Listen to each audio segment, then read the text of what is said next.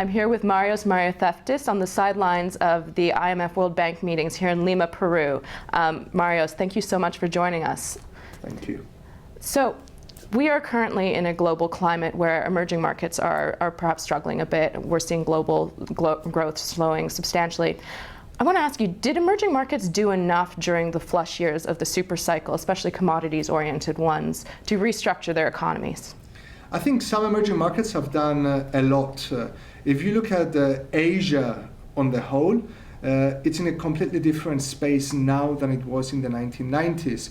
So despite the negativity out there, despite the elevated risks that come from the change in policy by the Federal Reserve, I don't think we're talking about crisis in emerging markets. There is some deceleration, there will be volatility on the currency front, but these economies are unrecognizable now compared to 10 years ago. The current account deficits have become, generally speaking, current account surpluses. A current account is the flow, the stock is the net foreign asset position. It had been negative, close to zero in the 90s before the Asian crisis. Now it's positive and pretty strong. So many emerging markets are in a much healthier position now to cope with risks from elsewhere than they were 10 years back. Now, focusing in on Africa in particular, over the past 10 years, we've seen very strong growth in that region. But at the same time, there was also a lot of borrowing, a lot of Eurobond issuances. Dollar-denominated debt is starting to hurt a little bit more. Do you think we could see a debt crisis on the continent? I think we will see difficulties in the continent because of this large accumulation of foreign currency denominated debt. The medium-term fundamentals for Africa in general are incredibly positive. Urbanization is taking place, demographics are looking very positive, but the next year or so could be more challenging. There's been significant accumulation of debt.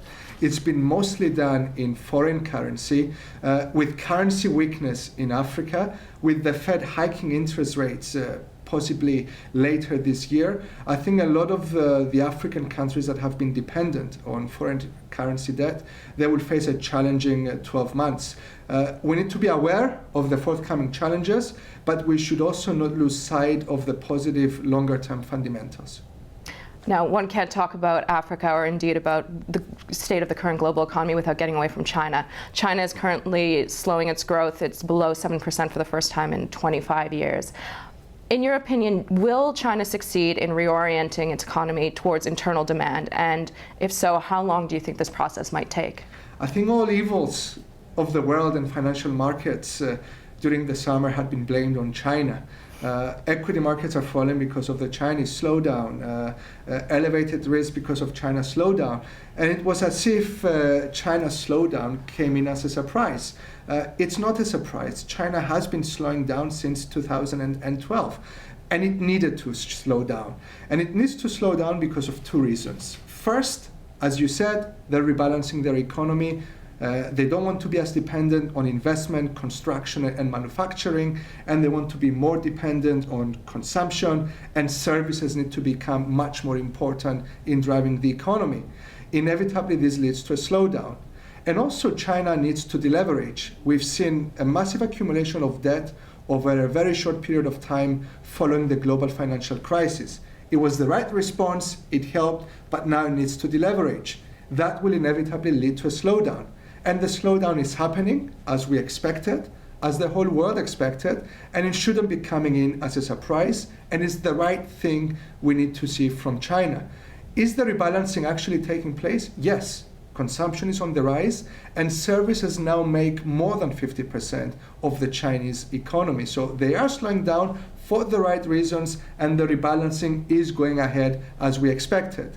There is always a risk of a hard landing. It's a very complicated economy, but we believe that there is enough space for the Chinese authorities to cut interest rates, to cut the reserve requirement ratio, to use some fiscal stimulus as well, to ensure that this rebalancing takes place. The deceleration does happen, but it doesn't get too much. So our main case scenario is that the Chinese authorities will be able to achieve the soft landing of their economy. So we're not as concerned, and we do not share the negativity that is out there in financial markets at the moment. Do you have an outlook on timeline for the rebalancing of the economy? I don't think we will reach a point that we'll say it's over. I think it's an ongoing process that will last for many years, possibly decades. But it's actually happening quite fast. Services are already more than 50% of GDP. When you look at the PMIs, the confidence indices for the business environment, we've seen manufacturing being in decline. It's been sharing all the headlines. But at the same time, we're seeing that confidence among the service sector is actually quite strong, and it has held up quite well. So it's an ongoing process. It will take a long time, but it's actually happening quite fast. Marios, thank you so much. Thank you.